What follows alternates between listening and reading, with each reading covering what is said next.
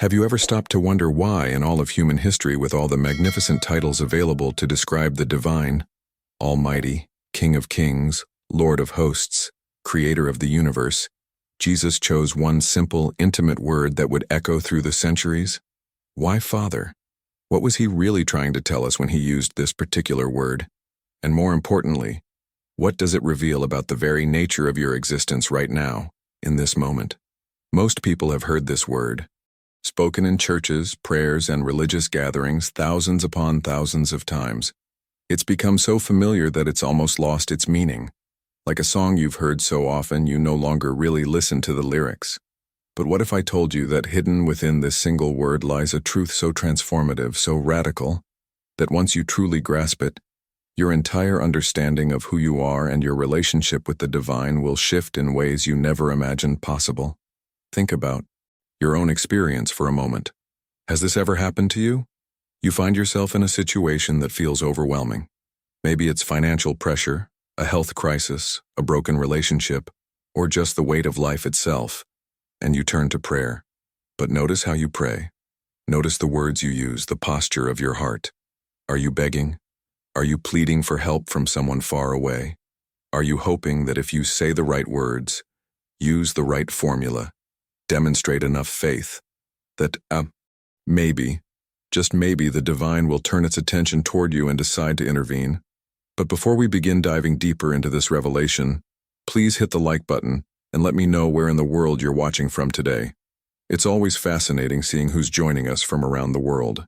And if you haven't already, make sure to hit that subscribe button and turn on the notification bell so you don't miss any of our future videos. This is how countless souls have approached the divine for millennia, as supplicants before a distant throne, as beggars hoping for scraps of divine favor, as children standing outside a locked door, knocking desperately and wondering if anyone inside can even hear them. But here's what will shake everything you thought you knew. Jesus never prayed like this. Not once. He approached the divine with a completely different consciousness, a totally different understanding of the relationship between humanity and God. And when he consistently, deliberately, intentionally used the word Father, he wasn't just being poetic or offering a comforting metaphor.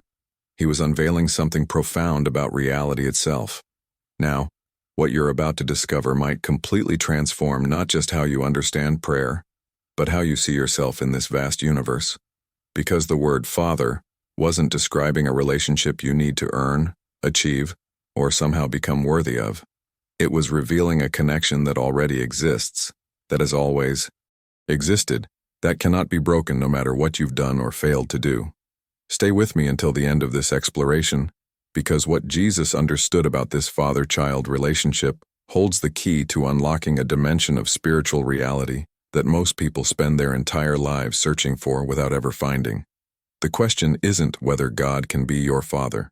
The question is, what changes in your life when you finally understand what being a child of the divine actually means? And why Jesus made this the cornerstone of everything he taught. Let me show you something that's been hiding in plain sight all along. Here's what most people miss entirely when they read the accounts of Jesus' life and ministry. He never once approached God the way we've been taught to approach God. Never. Not in moments of crisis. Not when facing impossible situations. Not even when standing before his greatest challenges. There was no begging, no bargaining, no desperate attempts to convince the divine to pay attention or care about what was happening. Instead, there was something else entirely, a quiet, unshakable confidence that revealed he understood something fundamental about the nature of reality that the rest of humanity had somehow forgotten or never fully grasped. When Jesus used the word Father, he wasn't selecting a comforting religious title from a list of acceptable names for the divine. He wasn't trying to make God seem friendlier or more approachable to his followers. This wasn't about public relations or marketing a new spiritual brand. He was pulling back the curtain on a hidden truth that changes absolutely everything about how we understand our existence, our identity, and our connection to the source of all life. This single word was a revelation, a key that unlocks a door most people don't even know exists. The religious institutions throughout history have presented us with a particular image of God, a supreme being sitting on a distant throne somewhere beyond the clouds, occasionally glancing down at human affairs when the mood strikes, perhaps intervening here and there based on criteria we can never quite understand. This God requires our worship, demands our obedience, and might grant our requests if we perform the right rituals, say the right prayers, or demonstrate sufficient faith. But this entire framework misses what Jesus was actually pointing toward. The word Father in his consciousness wasn't describing distance at all. It was describing the most intimate, unbreakable connection imaginable.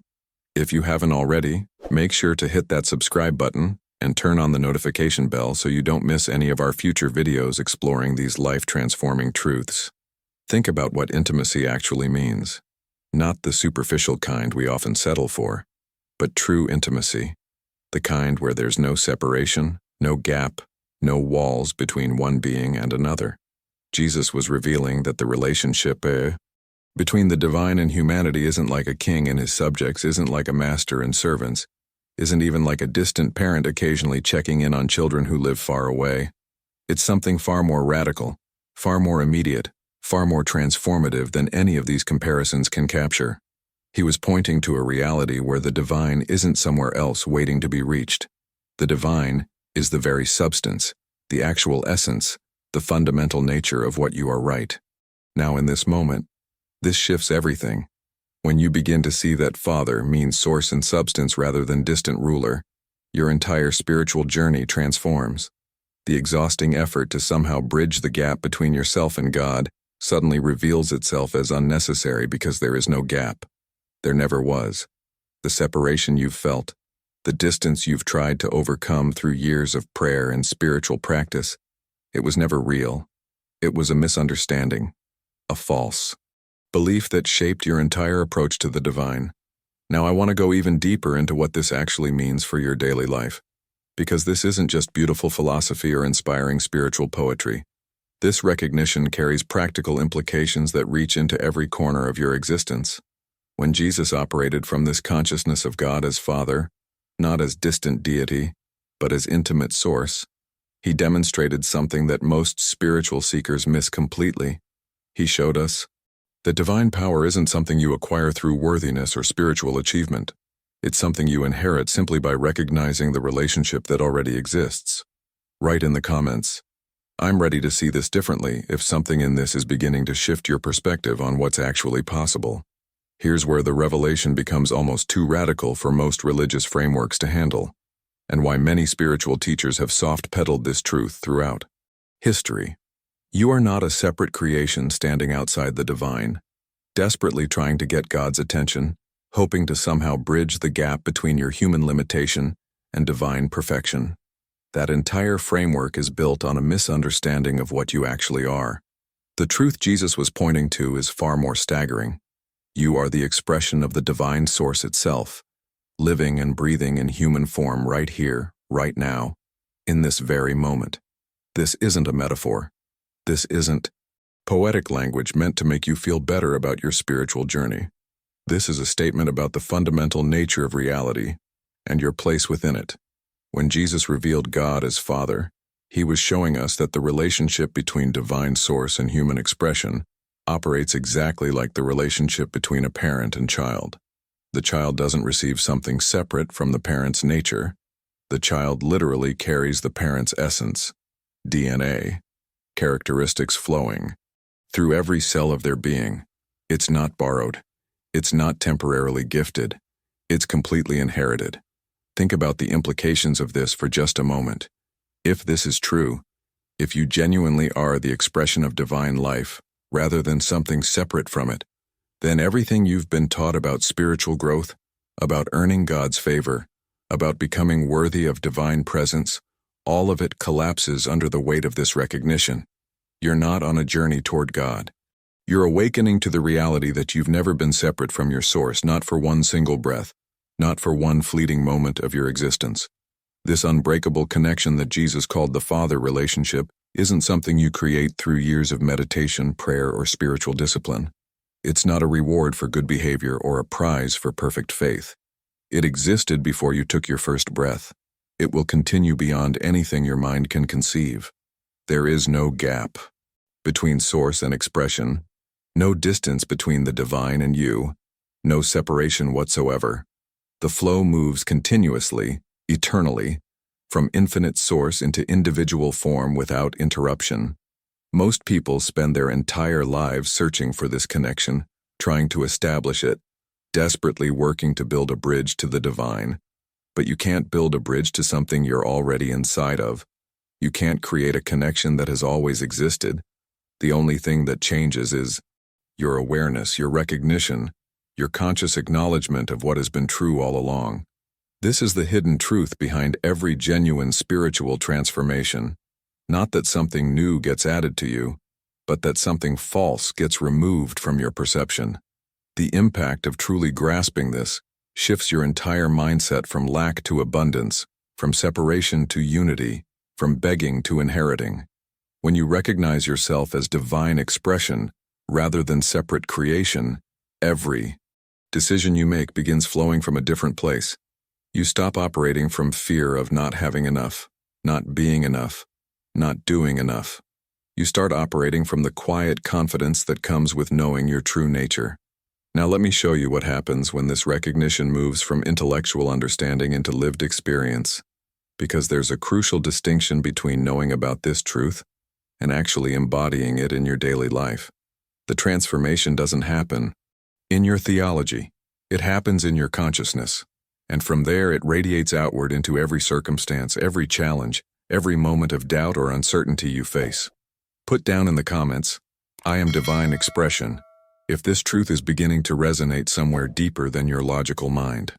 The devastating reality is that every single prayer you've ever prayed from a place of desperation, every moment you felt completely abandoned by the divine, every long night when you wondered if anyone out there was even listening to your cries for help, all of it, every ounce of that suffering, was rooted in one fundamental misunderstanding about who you actually are. This isn't your fault. You were taught to see yourself this way. You inherited a framework that presented you as separate, broken, unworthy, constantly needing to earn divine favor through better behavior, stronger faith, or more sincere repentance. But this entire framework was built on sand.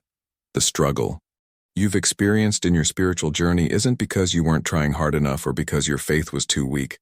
The struggle exists because you've been operating from a false premise about the nature of your relationship with the divine.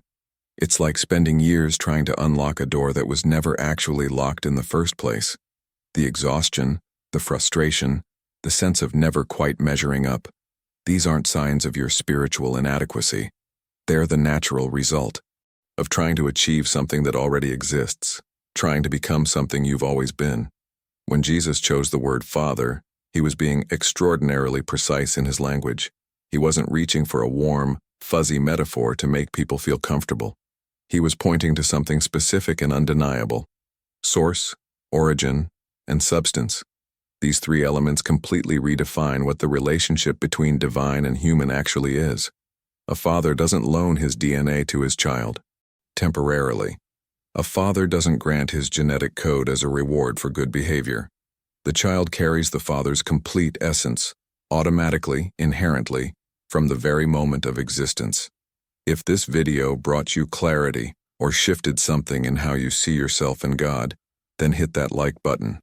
It lets me know this resonated with you and helps others discover these teachings. This is the hidden pattern behind all of reality that transforms everything once you see it. Your connection to the divine isn't like an employee's relationship to their boss, where favor must be earned and positions can be lost. It's not like a subject's relationship to a king, where one wrong move means exile. It's organic, biological, unbreakable. You carry divine nature the same way a child carries their parents' traits, not because you achieved anything, not because you deserved it, but because that's simply what you are made of. The substance of your being is divine substance. The origin of your life is divine life. The source of your existence is the same source that created everything that has ever existed. This shift in understanding doesn't just impact your theology or your religious beliefs. It fundamentally alters your entire approach to every challenge you face, every decision you make, every moment of uncertainty or fear. When you recognize that you're not trying to connect with your source, but rather you're the expression of that source, the whole game changes. You stop begging for things you supposedly lack and start recognizing what you've always possessed. You stop living as an orphan in a hostile universe and start living as an heir in your Father's house. The transformation happens at the level of identity first, and then everything else follows from there. Your circumstances might not change overnight, but how you navigate those circumstances shifts dramatically when you understand what you're actually made of. Write in the comments, "My struggle ends here," if you're beginning to see how this one misunderstanding has shaped everything about your spiritual journey until now. Look at your hands for a moment. The skin, the bones beneath, the blood flowing through your veins. What are these actually made of? Not philosophically, but literally. You're not a creation fashioned from something external to the Creator, like a sculptor working with clay that exists separately from themselves. You are the direct, unfiltered expression of divine Source itself, God's own being, God's own nature, God's own life. This is what actually composes your existence right now, in this very moment. Not metaphorically, not symbolically. Actually, the breath moving through your lungs right now, that's divine breath. The consciousness reading these words, processing this information, experiencing this moment, that's divine consciousness wearing your name and living your specific life. You are what happens when infinite source decides to experience itself. In finite form. This isn't spiritual poetry meant to inspire you. This is a description of reality that completely dismantles the barrier you thought existed between you and the divine. Most people hear this and immediately think it sounds arrogant or blasphemous, which reveals just how deeply the separation mindset has been programmed into our collective consciousness. But here's what breaks open everything you've been taught. When Jesus stood before the religious authorities and declared, "I and my Father are one," he wasn't claiming exclusive rights to divinity. He wasn't setting himself apart from the rest of humanity and establishing a hierarchy where he alone possessed this connection. That's what centuries of religious interpretation have tried to make it mean, because institutions need hierarchy. They need separation. They need levels of worthiness to maintain their power structures. But Jesus was doing the exact opposite. He was revealing what's true about himself. Yes, but also about you, about every person who has ever drawn breath, about the fundamental nature of human existence itself. The statement wasn't, "Look how special I am, how different from you." The statement was, "Look at what's true about me, and recognize this same truth exists in you." He was pulling back the curtain on a reality that religious systems have spent 2,000 years trying to obscure, because once people truly grasp this, the entire game changes. The impact of this recognition is almost too profound to put into words. When you understand that your oneness with the divine source isn't something Jesus had that you're trying to achieve, but rather something that describes the fundamental composition of your being right now, your entire approach to life undergoes a massive shift. You stop seeing yourself as inadequate, broken, or separate. You stop measuring your worth by how spiritual you've become or how many religious boxes you've checked. You begin operating from the quiet confidence that comes with knowing what you're actually made of. This changes your decisions. It transforms how you show up in difficult moments. It rewrites the internal narrative that's been running your life, the one that says you're not enough, you don't have enough, you'll never measure up. Because how can you be inadequate when you're made of the same substance as the source of everything? How can you lack anything when infinite supply is your actual nature? The journey isn't about becoming divine. It's about recognizing the divinity that has always been present, hidden beneath layers of false teaching and cultural conditioning. Now, let me show you what happens when this consciousness becomes more than intellectual understanding, when it moves from your head into the very center of how you navigate your actual, practical, everyday life, with all its challenges and complexities. Put down in the comments, "I am one with my source." If this truth is landing somewhere deeper, then your logical mind can fully explain the exhausting spiritual journey you've been on, the endless seeking, the constant striving to become more enlightened, more connected, more worthy. What if all of it was based on chasing something you already possess? Think about the irony for a moment. You've been desperately trying to earn or achieve a connection that has existed since before you took your first breath. This oneness with the divine source isn't a destination you reach after years of meditation retreats, perfect prayer lives, or religious devotion. It's not a reward handed out to those who finally get spiritual enough. It's the foundational reality of your existence right now, in this moment, whether you recognize it or not. You already are what you've been trying to become. You already possess what you've spent your entire life searching for in books, seminars, spiritual practices, and religious rituals. The journey you thought you were on, from separation to unity, from human to divine, from unworthy to accepted. That entire journey is an illusion created by misunderstanding your true nature from the beginning. You're not climbing a ladder toward God. You're waking up to the reality that you've never been anywhere else except in the presence of your source, because you are the presence of your source expressed in individual form. Let me give you a picture that makes this immediately clear, because sometimes our minds need concrete images to grasp abstract, spiritual truths. Imagine standing on a beach watching the waves roll toward the shore. Each wave rises from the ocean, builds crests, crashes onto the sand, and flows back into the water. Now ask yourself this simple question. Is that wave separate from the ocean? Is it on a spiritual journey trying to reach the ocean? Is it practicing techniques to become more oceanic? Does it need to earn the right to be considered real water? The absurdity of these questions reveals everything. The wave is already ocean. It has always been ocean. It will always be ocean. It's simply the ocean temporarily expressing itself in wave form. The wave doesn't possess some of the ocean's water, while the rest remains separate. The wave is 100% ocean, just experiencing itself in a particular shape for a brief moment before returning to formlessness. And here's what shifts everything. This is precisely, your relationship to the divine source. You are not a human being on a spiritual journey trying to reach God. You are God's own life temporarily expressing itself in human form, wearing your name, living your specific story, experiencing this moment through your unique perspective. Just as the wave never stops being ocean for even a fraction of a second, you have never stopped being divine life for even one moment of your existence. The shape changes, the form is temporary, but the substance remains constant. You are ocean pretending to be a wave, infinity pretending to be finite eternal source experiencing itself in time-bound form. This isn't poetry. This is the actual mechanics of reality that Jesus understood and tried to communicate through the word Father. Now, I want to show you what happens when this recognition begins operating in your practical, everyday life. Because this truth isn't meant to remain theoretical. When you start seeing yourself as the wave knows itself to be ocean, everything about how you navigate challenges, make decisions, and respond to life's uncertainties undergoes a fundamental transformation. Write in the comments, I am the wave that is ocean, if this metaphor just made something click into place for you. There's a profound insight that Smith Wigglesworth uncovered through decades of helping people break free from spiritual struggle. And once you see it, you can't unsee it.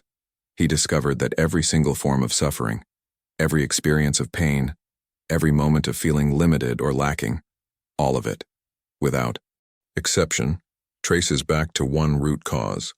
Not multiple causes, not a complicated web of issues, but one fundamental error that poisons everything else. The belief in separation. This is the hidden source behind all the anxiety, all the fear, all the desperate striving that characterizes most people's lives. When you genuinely believe you are separate from your source, cut off from the divine, disconnected from infinite supply and wisdom, you automatically live in a state of perpetual tension. You feel you must control outcomes through sheer willpower. You believe survival depends entirely on your limited human resources, your personal cleverness, your ability to manipulate circumstances in your favor. You become like an orphan in a hostile universe, constantly scanning for threats, always worried that the resources you need might run out, perpetually anxious about whether you'll be okay. This isn't just psychological stress. This is the natural consequence of operating from a fundamentally flawed understanding of what you are. The exhausting effort, the sleepless nights, the constant worry about money, health, relationships, future outcomes. All of it flows from this one misperception. You think you're alone, separate, on your own. And when you think you're on your own, you have to carry everything yourself. The weight becomes unbearable because you were never designed to function in isolation from your source. A wave that somehow forgot it was ocean would experience existence as constant terror, wouldn't it? Always afraid of dissolving, always worried about not having enough substance, always anxious about its small, temporary form. But the moment that wave remembers what it actually is, the entire experience transforms even though nothing external changed. This is where most spiritual teaching gets it backwards. They tell you the solution is learning better techniques, memorizing more powerful prayers, following stricter disciplines, adding more spiritual practices to your daily routine. But that's just piling more effort onto a fundamentally flawed foundation. True transformation doesn't happen through acquiring new information or mastering advanced spiritual skills. It happens through recognition, through seeing what has always been true but remained hidden behind layers of false teaching, cultural conditioning, and religious dogma that kept you locked in the separation mindset. The journey you're actually on isn't about becoming something you're not. It's about removing the illusions, the false beliefs, the mistaken identities that have prevented you from recognizing what you've always been. It's like cleaning dirt off a diamond. You're not creating value, you're revealing what was always there. The diamond doesn't become valuable through the cleaning process. It simply becomes visible as what it has always been.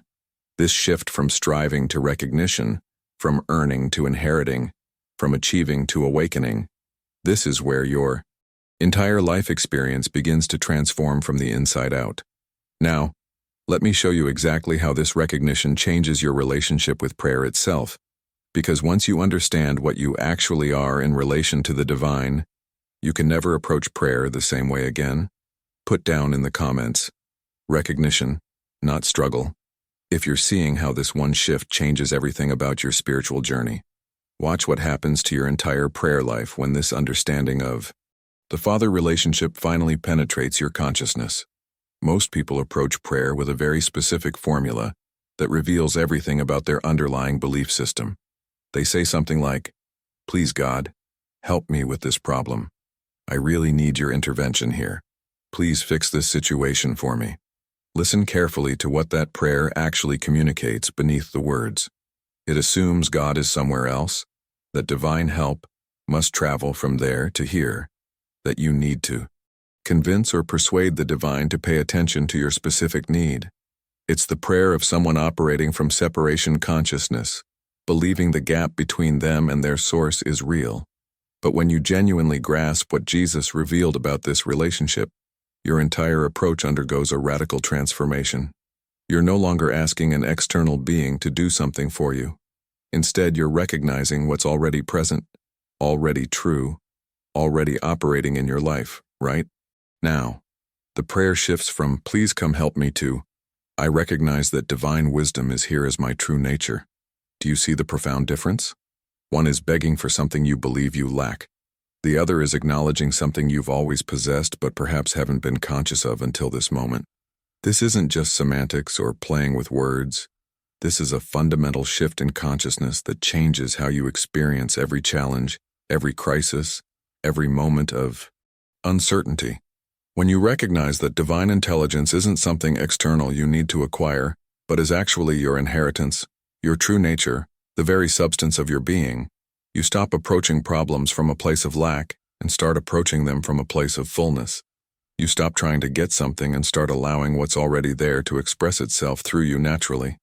Think about how inheritance actually works in physical reality, because this reveals everything about your relationship with divine resources. When a child is born into a family, they don't inherit their father's resources through worthiness. They don't receive provision because they begged convincingly or proved they deserved it. The inheritance flows to them through one simple, undeniable fact: the relationship itself. They are the child. The father's resources naturally, automatically, inevitably belong to them by the very nature of who they are.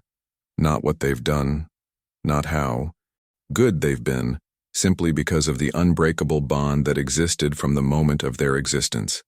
This is the revolutionary shift that Jesus was revealing when he consistently used the word Father. Divine supply, divine wisdom, divine peace, divine healing. All of it is your inheritance, not your goal. It's not something you're trying to obtain from a reluctant deity who needs to be convinced you deserve help. It's something that already belongs to you, because of who you are as the expression of divine life itself. The entire framework changes from earning to receiving, from striving to recognizing, from begging to claiming what's already yours by nature of your relationship with your source. Now, let me give you something practical you can begin implementing immediately that will start shifting your consciousness from the old pattern of begging to this new awareness of inheriting, because understanding this intellectually is one thing. Living from it daily is where the real transformation happens. Write in the comments, "I claim my inheritance," if you're ready to stop begging and start receiving what already belongs to you. If you've made it this far, if you've stayed with me through this entire exploration of what Jesus really meant when he called God Father, then something in this message resonated with you at a level deeper than casual curiosity. You're not here by accident. This recognition you're experiencing right now, this shift beginning to happen in your consciousness, that's the beginning of something profound. I create content like this because I've seen how these truths actually transform lives when people genuinely grasp them, when the understanding moves from intellectual concept into lived experience. If this video brought you clarity, if it shifted how you see yourself in relation to the divine, then hit that like button. It helps me know this resonated with you, and honestly, it helps more people discover these teachings who might be searching for exactly what you just found. And if you haven't already joined this community, I'd love to have you subscribe. We're exploring these deeper spiritual truths together, going beyond surface-level religion into what actually changes how you experience your daily life. This isn't just about feeling inspired for a moment. It's about discovering realities that fundamentally alter your relationship with everything. Leave a comment saying, "This message was meant for me," if you feel like you were supposed to find this video today. I read every single comment, and I love seeing where you all are on your journey and what's landing in your hearts. There's a video right here that takes this even deeper, showing you exactly how to live from this consciousness in your practical everyday life. Click and continue with me over there, because what you've discovered here is just the beginning of understanding who you really are.